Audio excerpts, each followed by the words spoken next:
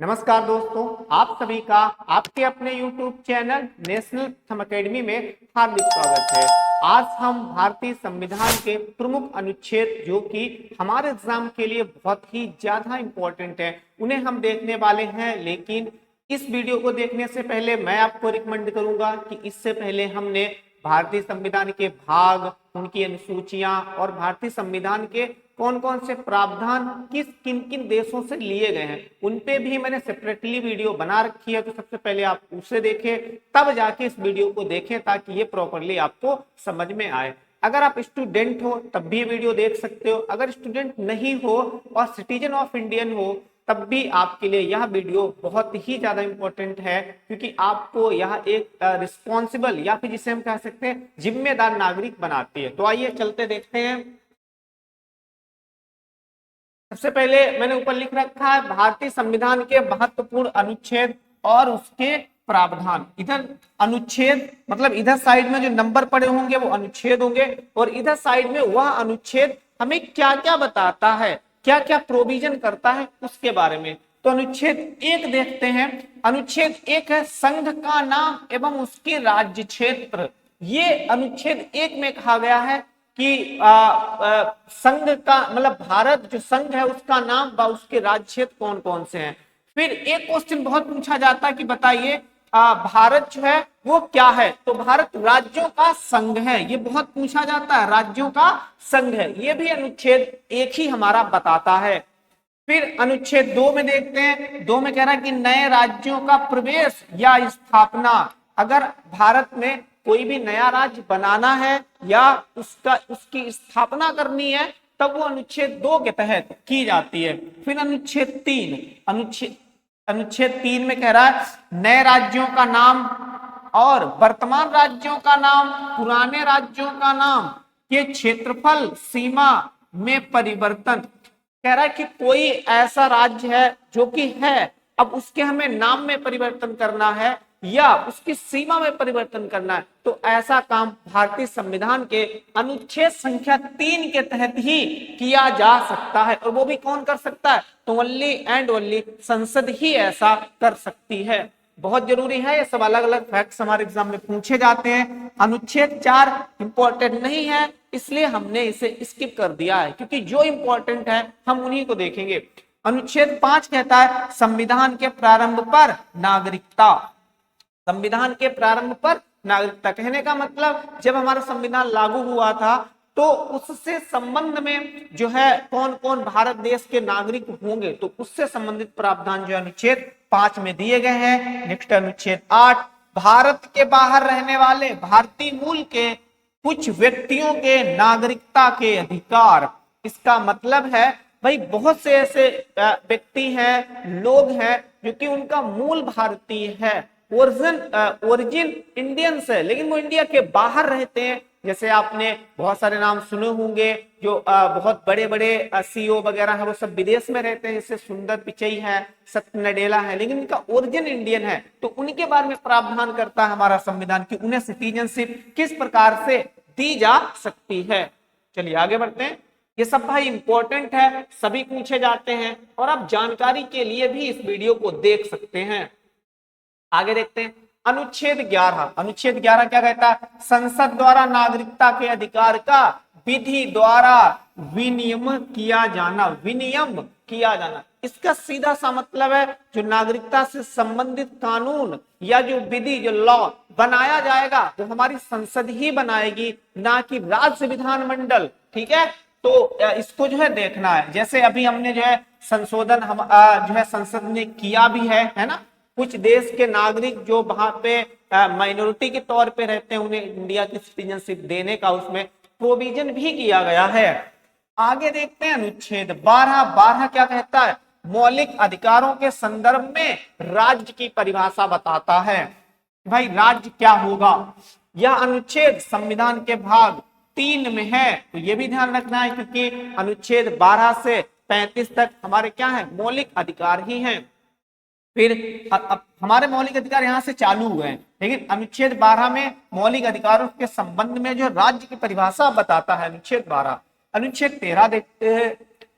मौलिक अधिकारों से असंगत या उन्हें कम करने वाली विधियां। भाई ये दोनों बात कैसे हैं समझने आपको पड़ेंगे, डायरेक्ट आपको समझ में नहीं आएंगे। असंगत या उन्हें कम करने वाली विधियां शून्य होंगी। इसका सीधा सा मतलब है, मान लो संसद कोई ऐसा कानून बना देती है जो कि इंडियन जो नागरिक हैं उनके अधिकारों, उनके राइट्स का वायलेशन हो जाता है, तो कह रहा है कि वो सभी कानून क्या होंगे, नल एंड वाइड होंगे। कहने का मतलब शून्य हो जाएंगे, उनकी कोई वैल्यू नहीं रहेगी।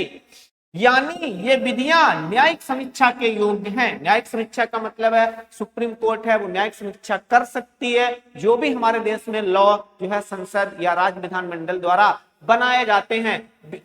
तो यहां तक ये बात समझ में आई कि नहीं आई? भाई उम्मीद है मुझे कि ये बात मैंने बहुत अच्छी तरीके से बताई है और ये चीज समझ में आई होगी। और थोड़ा बता देते हैं, अक्सर होता क्या है कि भाई जो गवर्नमेंट है उसके पास काफी पावर होती है, वो कई बार ऐसा करती है, ऐसे रूल्स ऐसे लॉज बना देती है, ऐसी विधियां बना देती हैं जिससे जो नागरिक हैं उनके राइट्स का वायलेशन हो जाता है। तो हमारा संविधान ये भी प्रोविजन करता है कि कभी अगर ऐसा होगा तो जो सुप्रीम कोर्ट है, जो न्यायपालिका है, वो संविधान का संरक्षण करता कहलाती है। तो वो क्या करेगी, वो उस पर रिव्यू ले सकती है। अगर गलत है तो वो उससे क्या कर सकती है, कैंसिल कर सकती है उस विधि को। सीधा सा मतलब है। अनुच्छेद 14 विधि के समक्ष समता। विधि के समक्ष समता, इसका मतलब समझ पा रहे हो? कह रहा है कि जो कानून है, जो लॉ है, जो विधि है, उसके सामने सभी बराबर हैं। ऐसा नहीं है कि कोई बहुत ज्यादा मायने रखता हो, कोई बहुत कम मायने रखता हो, लेकिन इसके अपवाद भी हैं। तो मैं चाहता हूं कि इसके अनुच्छेद 14 के कौन कौन से अपवाद हैं आप कमेंट बॉक्स में बताएं। ठीक है, आप कमेंट बॉक्स में बता सकते हैं। मैं थोड़ी सी हिंट दे रहा हूं। अनुच्छेद 14 का अपवाद वही प्रोविजन है, वही अनुच्छेद होगा जिसमें किसी व्यक्ति को विशेष अधिकार दिए गए होंगे। ठीक है ना? चलिए आगे आइए, अनुच्छेद 15 पे देखिए। अनुच्छेद 15 काफी ज्यादा बड़ा है तो इसलिए हम स्क्रॉल कर लेते हैं ताकि 15 पूरा आ जाए हमारा। ठीक है ना? ओके, आगे बढ़ते हैं। अनुच्छेद 15 कहता है धर्म, मूल, वंश, जाति, धर्म। ये पूछता है कि भाई अनुच्छेद 15 जो है अनुच्छेद 15 किन किन प्रोविजंस पर समानता का जो है निर्धारण करता है। तो आपको ध्यान रखना है, धर्म के स्थान पर, मूल, वंश, जाति, लिंग, जन्म स्थान के आधार पर भेदभाव का निषेध। इसी में और प्रोविजन किए गए हैं, एससी और एसटी समेत पिछड़े वर्गों के लिए विशेष प्रावधान करने का अधिकार सरकार को है। इसका सीधा सा मतलब है, जैसे मान लो बहुत बड़े कॉलेज होते हैं, बहुत फेमस कॉलेज होते हैं, या जो आईआईटी वगैरह होती हैं, तो उनमें क्या जो सीट्स होती हैं हमारी वो रिजर्व होती है। जैसे एससी के लिए इतनी सीट्स हैं, एसटी के लिए इतनी सीट्स हैं। ये अनुच्छेद हमारा वही कह रहा है। आगे देखो लिखा भी है, शैक्षणिक संस्थान में एससी और एसटी के लिए आरक्षण सुनिश्चित किया गया, क्योंकि भाई इनके स्तर को हमें ऊंचा उठाना है, ऊपर बढ़ाना है, इसलिए हमें इन्हें पढ़ाना बहुत ही आवश्यक है। एग्जाम्पल कैसे सरकार को यह अधिकार दिया गया कि भाई आप बच्चों के लिए आप जो है कोई विशेष योजना चला सकते हो, उसके लिए कोई विशेष नियम बना सकते हो, महिलाओं के लिए शैक्षणिक संस्थानों आदि में। चलिए, उम्मीद है कि 15 बहुत अच्छी तरीके से समझ में आया होगा। अनुच्छेद 16 देखते हैं। अनुच्छेद 16 क्या कहता है? 16 भी कुछ इसी प्रकार से है, आप समझेंगे नहीं तो आप कंफ्यूज हो जाएंगे। 16 में क्या कहता है? सार्वजनिक रोजगार में अवसर की समता या समानता। क्या कह रहा है? राज्य सरकार हो या चाहे सेंटर हो, अनुसूचित जाति, अनुसूचित जनजाति मतलब एससी एंड एसटी के पदोन्नति का मतलब है उसका प्रमोशन के लिए मामलों में आरक्षण के लिए प्रावधान कर सकती है। कहने का मतलब है भाई, फिर से एक बात समझ लो, अनुच्छेद 15 के तहत हमने जो एससी एसटी थे उनकी शिक्षा को उठाने के लिए प्रावधान किया था, मतलब प्रोविजंस किया था आरक्षण का। अब कह रहा है कि भाई सिर्फ जो है ऐसे ही काम थोड़ी ना चलेगा, उन्हें शिक्षित कर दिया, आगे मान लो उनकी जॉब लग ही गई तो प्रमोशन के लिए भी जो है विशेष प्रावधान आरक्षण किया गया है। तो आरक्षण की बात जो है अनुच्छेद हमारा क्या करता है? 16 जो है वो करता है। ठीक है ना? पदोन्नति में, प्रमोशन में आरक्षण, एक तो नौकरी पाने में आरक्षण, वो तो जो है यहाँ पे किया गया 15 में। ठीक है ना? 16 में प्रमोशन में आरक्षण जो है उसकी बात की गई है। 17 में समाज से अस्पृश्यता का अंत, कह रहा है कि भाई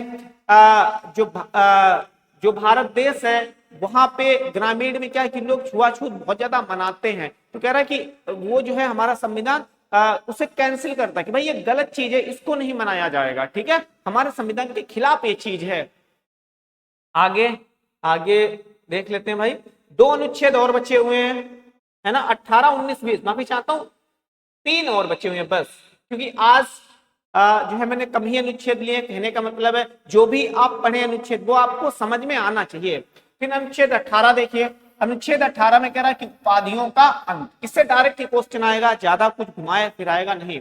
19 ये इंपॉर्टेंट है काफी ज्यादा, वाक एवं अभिव्यक्ति की आजादी, या इसे ही हम स्वतंत्रता भी बोल देते हैं। क्वेश्चन आता है कि वाक एवं अभिव्यक्ति की स्वतंत्रता किस अनुच्छेद के तहत हमें दी गई है, तो अनुच्छेद क्या होगा 19। अब इसमें और भी प्रोविजंस किए गए हैं, समय समय पर सुप्रीम कोर्ट ने जो है इसमें ये सारे प्रोविजंस जोड़े हुए। कौन कौन से?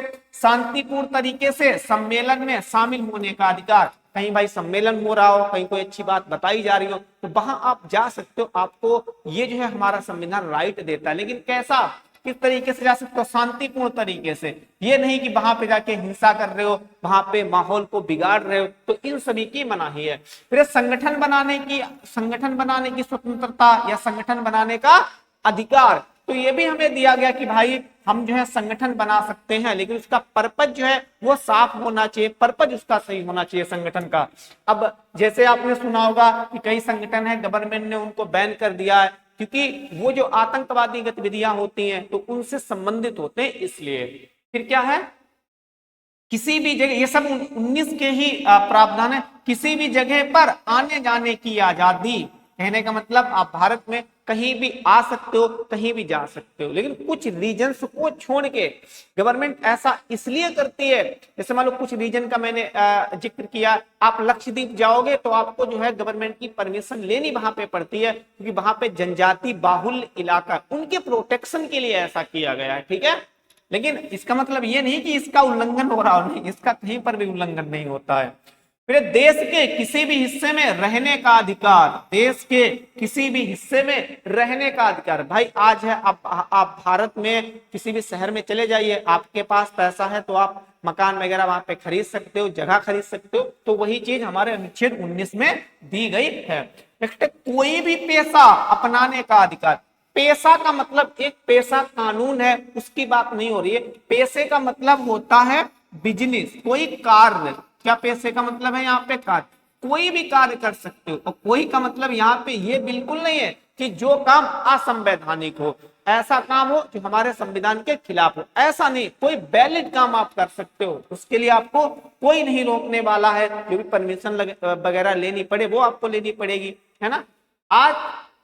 आज के सेशन का अर्थात आज की वीडियो का लास्ट क्वेश्चन है, इसे भी देख लेते हैं। अनुच्छेद 20, अपराध के लिए दोष सिद्धि के संबंध में संरक्षण।